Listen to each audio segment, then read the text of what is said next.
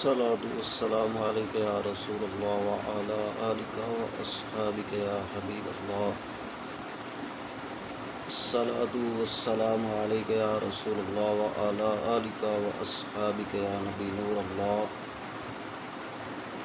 سامعین محترم حضرات، ایک واقعہ میں آپ کے سامنے پیش کرنا چاہتا ہوں۔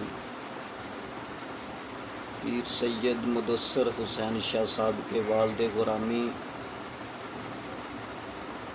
کافی پرانی بات ہے کہ آپ کے پاس ایک شخص نے آ کر سوال کیا کہ سرکار یہ بتائیں کہ سید ہو کر بھی دوزخ میں جائے گا؟ تو آپ نے فرمایا کہ سید ہو کے دوزخ میں تو نہیں جائے گا، لیکن دوار پار کر کے خود ہی چلا جائے تو چلا جائے، لیکن سید ہو کر دوزخ میں نہیں جا سکتا۔ تو یہ جو واقعہ عرفان شاہ مشہدی والا ہے، یہ خود دوزخ کو دعوت دے رہا ہے۔ اس نے یہ نہیں سوچا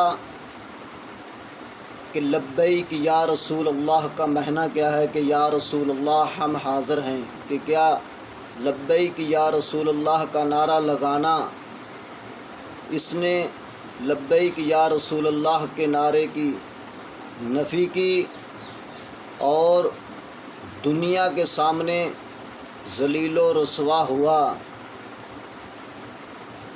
اور جو حضور نبی کریم صلی اللہ تعالیٰ علیہ وآلہ وسلم کی محبت جس کے دل میں نہیں ہے،